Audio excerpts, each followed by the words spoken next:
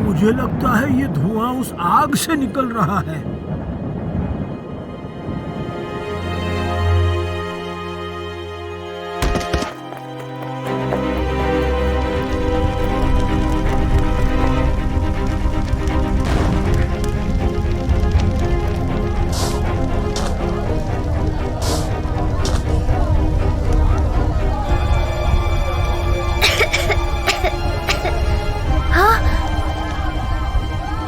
ये तो बिल्कुल मेरी तरह दिख रहे हैं।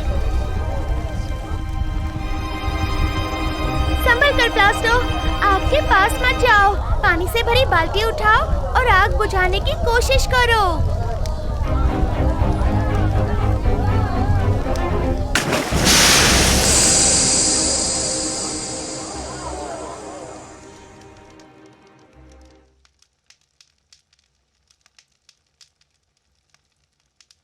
हमारी मदद करने के लिए धन्यवाद। अरे कोई बात नहीं, मगर यहाँ हुआ क्या है? कोई कचरा जला रहा था और आग बेकाबू हो गई और हर जगह फैल गई। हमारे खेत में भी फैल गई। गांव के सभी लोगों को इकट्ठा होकर आग बुझाने के लिए मदद करनी पड़ी। अरे बाप रे, कितना भयंकर है। क्या उनकी फसल बर्बाद हो गई?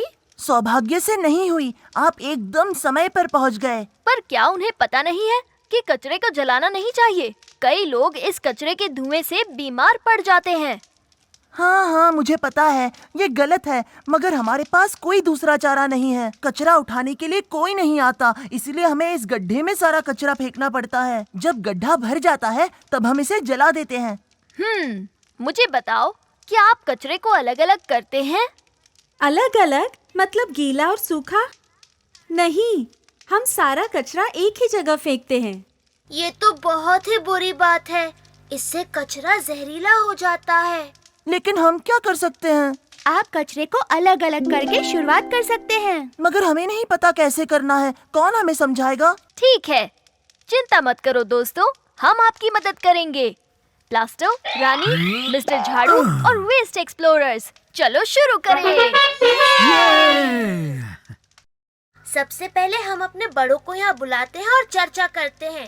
गीला कचरा इकट्ठा करके उसे अलग अलग करने के लिए दूसरा गड्ढा खोदने के लिए क्या वो हमारी मदद कर सकते हैं या नहीं, ये पूछेंगे। ठीक है, मैं सब लोगों को बुलाता हूँ।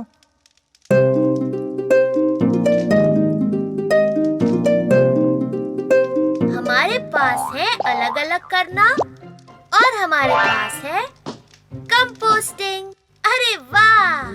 उसके बाद रिड्यूसिंग, कम करना, और बाद में रीयूजिंग, फिर से इस्तेमाल करना, और आखिर में रिसाइकलिंग। बहुत अच्छे।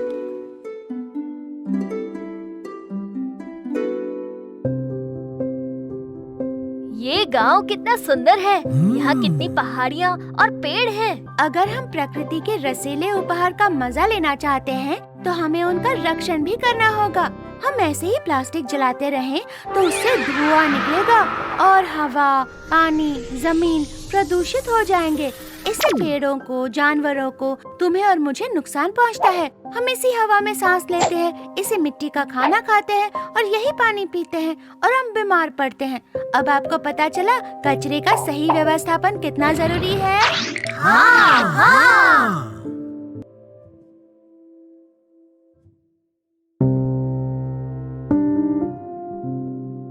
तुम्हें तुम्हारे परिवार की याद आ रही है ना?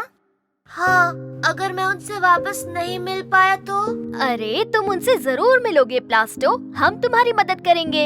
लेकिन कैसे? जरा रुको, तुम जिस शर्ट पर रहते थे शायद वो शर्ट फेंक दिया गया होगा, और तुम्हारी तरह तुम्हारा परिवार भी प्लास्टिक से ही बना हुआ है ना? तो फेंके हुए प्लास्टिक कहाँ पाए जाते हैं? रिसाइकलिंग सेंटर में। रानी, तुम बहुत होशियार हो। तुम्हें लगता है वो वहाँ होंगे? हाँ, जहाँ तुम हमें मिले वहाँ नजदीकी रिसाइकलिंग सेंटर है। यहाँ का काम निपटा कर हम तुम्हारे परिवार को ढूंढने निकलेंगे। मिस्टर झाड़ू, हमें हर जगह उड़ा कर ले गए इसलिए धन्यवाद। आप एक महान वेस्ट नो मोर एक्सप्लोरर हैं, लेकिन लगता है कि किसी और को आपकी ज्यादा जरूरत है। ओह, वाह, बढ़िया। मिस्टर झाड़ू, क्या आपको हमारे साथ यहाँ रहना अच्छा लगेगा? हाँ हाँ। बढ़िया। बहुत देर हो रही है दोस्तों। रिसाइकलिंग सेंटर में अगर समय पर पहुंचना है तो हमें तुरंत निकलना होगा। लेकिन मिस्टर झाड़ू, अगर यहाँ रुकने वाले हैं तो हमें रिसाइकलिंग सेंटर कौन ले जाएगा? मैंने जीप को पहले ही बुला लिया था। मिस्टर झाड़ू तो यही रहेंगे, तो हमें गाड़ी से ही जाना होगा।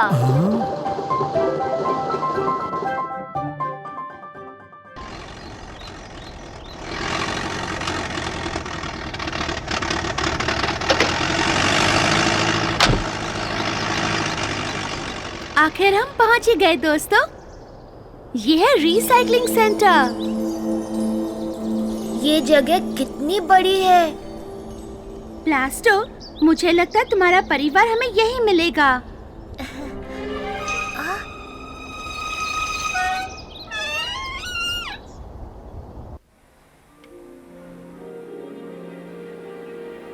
क्या मैं आपकी कुछ मदद कर सकता हूँ?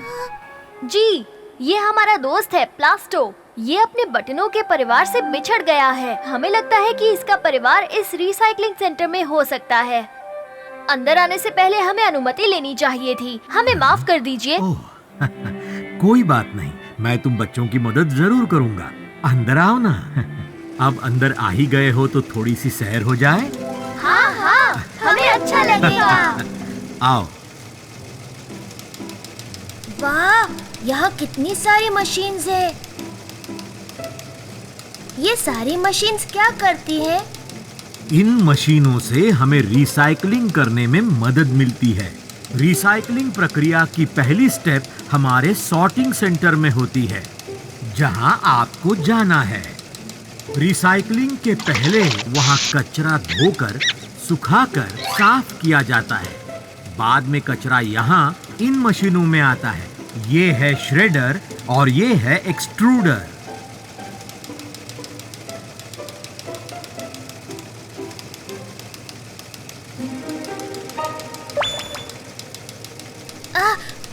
आपने मेरे पीछे किसी को देखा?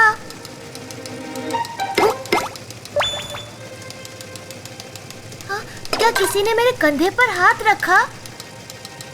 हेलो छोटे बटन। हेलो। तुम यहाँ रिसाइकिल होने के लिए आए हो? नहीं नहीं, मैं तो। क्योंकि हम रिसाइकलिंग में माहिर हैं। मेरा नाम श्रेडर है। मैं प्लास्टिक के छोटे छोटे टुकड़े करता हूँ, ऐसे। इसके बाद मेरा काम शुरू होता है। मैं एक्सट्रूडर हूँ। मैं सारे छोटे छोटे प्लास्टिक के टुकड़े एकत्रित करती हूँ और उन्हें पिघलाकर छोटे धागों में रूपांतरित करती हूँ। तुम मुझे भूल गए? हाय प्लास्टो, मैं 3D प्रिंटर हूँ। मैं उन प्लास्टिक के धागों से तुम चाहो वो बना सकता हूँ। कमाल है ना? वाह, आप तो एक सॉलिड रिसाइकलिंग टीम हो। मेरे दोस्तों को आप सबसे मिलकर बहुत खुशी होगी। मैं अभी उन्हें लेकर आता हूँ। मशीनें कचरे की दुनिया पूरी तरह से बदल देंगी। राज, रानी, तुम्हें इन मशीनों से बात करनी चाहिए। पता है वो कितने? क्या प्लास्टो? नहीं नहीं, कुछ नहीं। चलो अब पीछे मत रह जाना।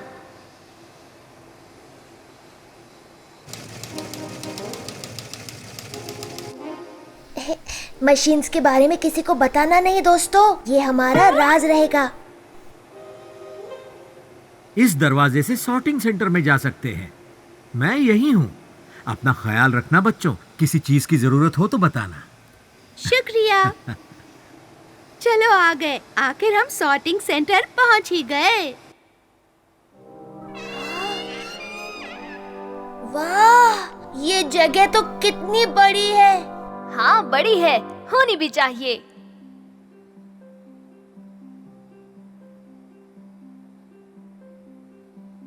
सब लोगों के घर का सूखा कचरा सबसे पहले यहाँ जमा होता है। यहाँ उन्हें अलग अलग करके अलग श्रेणी में विभाजित किया जाता है। कौन सी श्रेणी में? जैसे कि मजबूत प्लास्टिक, कांच की बोतलें, कागज, नरम प्लास्टिक इत्यादि। ये क्या है? हैजार्डस कचरा, ये क्या है? हैजर्डस कचरा।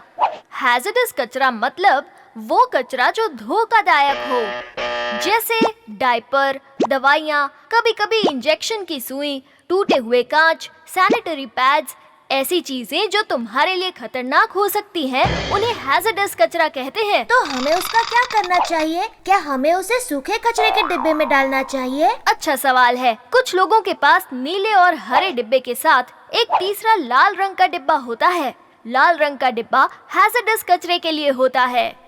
पर अगर मेरे पास सिर्फ 2 डब्बे हो तो? अगर आपके पास सिर्फ 2 डिब्बे हैं, तो आपको अखबार में हैजर्डस चीजें लपेटकर सूखे कचरे के डिब्बे में फेंकनी चाहिए। इससे जो कोई कचरे का विभाजन करता हो उसे नुकसान नहीं पहुंचेगा और वो बीमार नहीं पड़ेगा। ओह, मैं समझ गया। और ये ई कचरा क्या होता है? और ई का मतलब क्या है? ई मतलब इलेक्ट्रॉनिक कचरा, यानी इलेक्ट्रॉनिक चीजें अलग करके उन्हें रिसाइकिल कर सकते हैं। जैसे चार्जर, पुराने लैपटॉप, रिमोट, टूटी हुई वायर, टूटे हुए फोन, हेडफोन, स्पीकर। ये सारी चीजें सावधानी से खोलकर अंदर की कीमती धातु फिर से इस्तेमाल कर सकते हैं। सही कहा। इसका मतलब हैजर्डस कचरा और ई कचरा अलग करना ये गीला और सूखा कचरा अलग करने जितना ही जरूरी है। हाँ, बिल्कुल सही। मिल गया। क्या हुआ रानी? प्लास्टो, मुझे लगता है तुम्हारा परिवार हमें यही मिलेगा।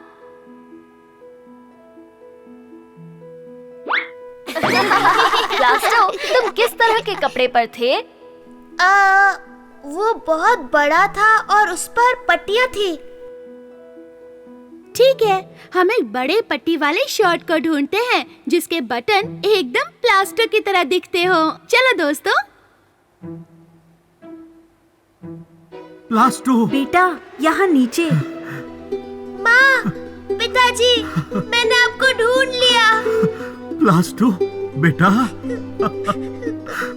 बेटा, तुम कितने बड़े हो गए हो। हमें लगा था हम तुमसे कभी नहीं मिल पाएंगे। पता है माँ, मैं एक बहुत ही रोमांचक साहसी सफर पर गया था और वहाँ मुझे एक कंघी मिली, एक बीमार गाय भी मिली और मैं एक बैंड के साथ नाचा था और हमने एक गांव को बचाया। और हाँ, अब मैं प्लास्टो हूँ। अरे प्लास्टो, सांस तो लो, तुम अभी घर आ गए हो। हाँ हाँ। मैंने बहुत कुछ सीखा है माँ। मुझे पता चला है कि हमारे देश में कचरे की बहुत बड़ी समस्या है और मेरे दोस्त भी हैं। अच्छा? ये है राज और ये है रानी। नमस्कार। नमस्कार। ये वेस्ट नो मोर एक्सप्लोरर्स हैं। इन्हें मैं समंदर किनारे मिला। आप लोगों को ढूंढने में मेरी मदद करेंगे ऐसा उन्होंने मुझसे वादा किया था और इसी तरह हम यहाँ पहुँचे। धन्यवाद राज और रानी, हमारी प्लास्टिक को घर पहुँचाने के लिए। हम उससे मिलकर बहुत खुश है। अरे कोई बात नहीं बटन आंटी।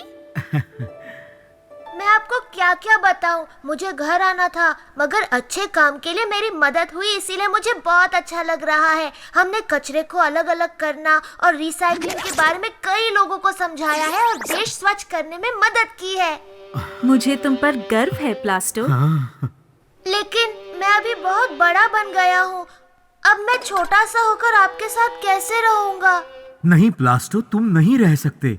तुम्हारे जीवन का मिशन बदल गया है। अब तुम भी वेस्ट नो मोर एक्सप्लोरर हो। हमारा देश स्वच्छ करने का मिशन तुम अपने दोस्तों के साथ जारी रखना। लेकिन मुझे अगर आपकी याद आई तो? हे सुनो प्लास्टो, क्या तुम्हें पता है तुम कपड़े कहीं पर भी ले जा सकते हो। और एक बात बताऊं, इस पैजामा और शर्ट का फिर से इस्तेमाल हो सकता है। सचमुच? हम ये साथ ले जा सकते हैं? हाँ हाँ, क्यों नहीं।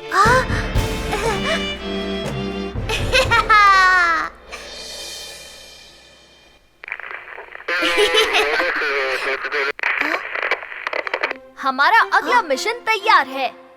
चलो एक्सप्लोरर्स, मतलब आप भी। सही सुना आपने। आप सभी प्लास्टो, रानी और मेरी तरह एक्सप्लोरर्स हैं। तो याद रखना, आप सभी को कचरे का व्यवस्थापन करना है और वेस्ट नो मोर मिशन शुरू करना है।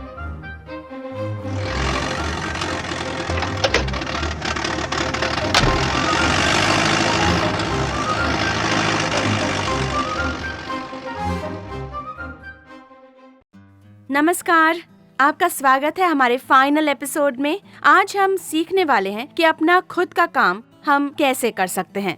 आज मुझे आपसे किसी ऐसे विषय पर बातें करनी है जब परिस्थिति अच्छी ना होते हुए भी हमें कभी कभी रास्ता निकालना पड़ता है, हमें उससे निपटना पड़ता है। क्या आपको वो कहानी याद है जब प्लास्टो, रानी और राज ने गांव में कचरे को जलते हुए देखा था? क्या लगता है आग क्यों लगी होगी? क्या आपको याद है? क्योंकि उस गांव में कचरा इकट्ठा करने वाला कोई नहीं था। जब हमारे पास उपकरण नहीं होते हैं तब ये सवाल उठता है कि हमें क्या करना चाहिए, है ना? मुझे देश भर से कुछ विद्यार्थियों के ईमेल्स आए हैं और उनके कई सवालों को सुलझाने की कोशिश मैंने की है। तो देखते हैं आखिर क्या है उनके सवाल। लेकिन इन सवालों को सुलझाने से पहले मैं आपको एक गेम बताती हूँ। ये फुटबॉल। इस फुटबॉल पर कई सवाल मैंने लिखे हैं जो मुझे ईमेल से मिले हैं और इसी से हम एक गेम खेलने वाले हैं। तो सबसे पहले ये फुटबॉल मैं अपने सामने रखने वाली हूँ। मेरे पास एक टाइमर है। इस फुटबॉल को हम घुमाएंगे और घूमने के बाद जब वो रुकेगा उस सवाल का हम जवाब देंगे। तो हम शुरू करते हैं हमारा खेल। ओके, तो हमारा पहला सवाल है कोल्हापुर के सोहेल का। जब किसी के पास कचरे के 2 डिब्बे ना हो तो क्या कर सकते हैं? हाँ, ये तो बहुत ही आसान सा सवाल है। अगर किसी के पास कचरे के 2 डिब्बे ना हो तो इसका आसान सा तरीका है, हमें और एक कचरे का डिब्बा बनाना पड़ेगा। जैसे हमारे पास कई सारी चीजें होती हैं जिन्हें हम फिर से इस्तेमाल कर सकते हैं। जैसे ये ड्रम, ये तो पेंट का ड्रम है, इससे हमने कचरे का डिब्बा बनाया है ना? एक और तरीका है, आप हमेशा कचरे को अलग अलग कर सकते हैं। अब आपका कचरा जब बड़े डिब्बे में फेंका जाता है उससे पहले आप थैली को गांठ बांध सकते हैं, है ना? इससे होगा ये कि जब कचरा बड़े डिब्बे में जाएगा तभी वो ऑलमोस्ट अलग हुआ होगा, वो वैसे ही रहता है। एक और जरूरी बात है जो मैं आपको बताना चाहती हूँ। अगर आपके घर के आंगन में या फिर घर के बाहर कोई खुली जमीन या खुला गार्डन हो तो आप अपने घर में जो खाना पकता है ना, वो खाने का जो वेस्ट बचता है उसे हम हमेशा कंपोस्ट कर सकते हैं। यानी वो मिट्टी में मिल जाता है और वो मिट्टी भी सजीव हो जाती है और उससे हमें बड़ा फायदा होता है क्योंकि हमारी लैंडफिल जो है उसकी जगह हम बचाते हैं।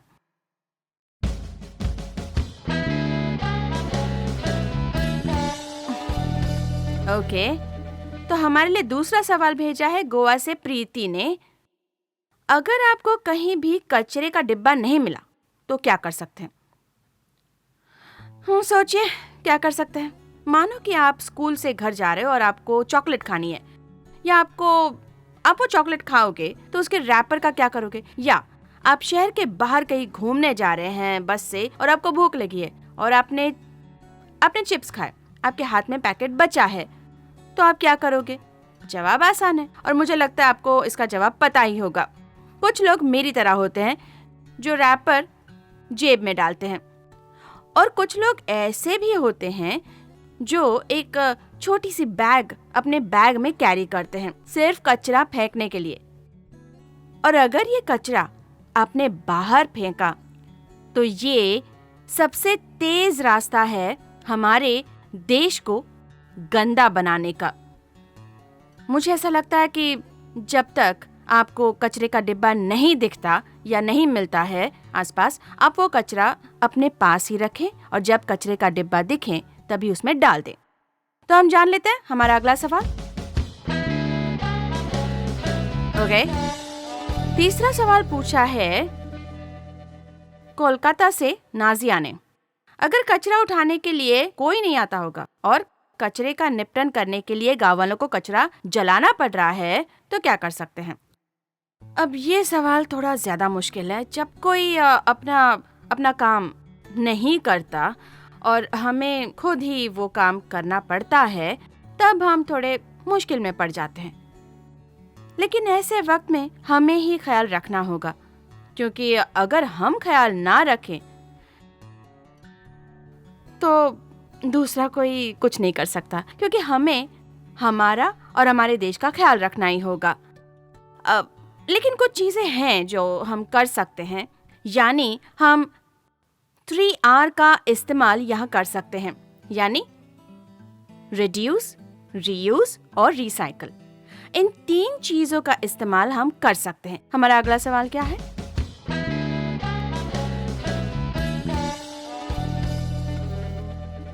हमारा चौथा सवाल है, नासिक से सचिन ने पूछा है, जब हमने कचरे को अलग अलग किया होता है लेकिन कुछ लोग आकर उसे मिक्स कर देते हैं और गलत डिब्बे में डाल देते हैं, या इससे भी बुरा, यानी कचरा इकट्ठा करने वाला आता है और सारा कचरा एक ही ट्रक में भर देता है, तो ऐसी स्थिति में हमें क्या करना चाहिए? ये सिचुएशन हमेशा मुश्किल ही होती है, क्योंकि हमें इस तरह से बर्ताव करना चाहिए कि उस कचरा इकट्ठा करने वाले को या इकट्ठा करने वाली को हम जाकर समझा सकते हैं कि आप ऐसे मत करो और ऐसे क्यों नहीं करना चाहिए, ये बताना ज़्यादा ज़रूरी है। दूसरी बात, हम हमारी सोसाइटी में कुछ काम कर सकते हैं। पास में कोई रद्दी वाला या भंगार वाला, जैसे मैंने आपको बताया था, वैसे हमारी सोसाइटी में हम मिलकर पूरे सोसाइटी की रद्दी उस भंगार वाले या रद्दी वाले को दे सकते हैं, तो ये अच्छा होगा हमारे लिए। और तीसरी बात, यानी मेरा फेवरेट, जैसा मैंने आपको चिप चॉप सिखाया था, अगर आप वो चिप चॉप अपने लोगों को, सब लोगों को उन्हें सिखाएं, उन्हें उसके फायदे बताएं, तो मुझे ऐसा लगता है कि देश का हर काम करने के लिए लोग जागरूक होंगे और अच्छी तरह से कचरे को अलग अलग कैसे करें ये उनको पता चल जाएगा, है ना? तो अभी हम बढ़ते हैं आखिरी सवाल की तरफ। ओके, और हमारा आखिरी सवाल भेजा है तमिलनाडु से अशोक ने। जब आप निराश होकर कचरे को अलग अलग करना छोड़ देते हैं तो क्या होता है, क्योंकि आपको लगता है उससे कोई फायदा ही नहीं हो रहा है। ये सबसे आखिरी सवाल और सबसे मुश्किल स्थिति है ये, जब हमें पता चलता है कि जो भी हम कर रहे हैं उससे कोई फायदा नहीं हो रहा। क्या आपको याद है, वो प्लास्टो उस समंदर में चला गया था, तभी उसने वहां पर इतना कचरा देखा, तो वो कचरा देखकर उसे ये पता था कि पूरा समंदर वो साफ नहीं कर सकता, पर उसके मन में एक भावना जागृत हुई कि मुझे कुछ करना चाहिए, और वहां से उसने शुरुआत की। तो मुझे ऐसा लगता है कि वो भावना बहुत जरूरी है। इसी तरह से हमें कोशिश करने की शुरुआत करनी चाहिए, है ना? दूसरे लोग क्या कर रहे हैं और क्या नहीं कर रहे हैं, लोगों के लिए क्या जरूरी है और क्या जरूरी नहीं है, इससे हमें कोई मतलब नहीं है। लेकिन जो हमारे लिए जरूरी है, हमारे देश के लिए जो जरूरी है, वो करना बहुत जरूरी है। ये करने के लिए हमें दूसरों की मदद मिले या फिर ना मिले, उन बातों के बारे में सोचिए और उन विद्यार्थियों के बारे में भी सोचिए जिन्होंने अपना स्कूल साफ किया। उन्होंने कम से कम एक छोटी सी शुरुआत तो की। उन्हें पता नहीं इसका अंत कहाँ होगा, लेकिन शुरुआत करना जरूरी है। किसी ने कहा है ना, कोशिश करने वालों की हार नहीं होती। धन्यवाद।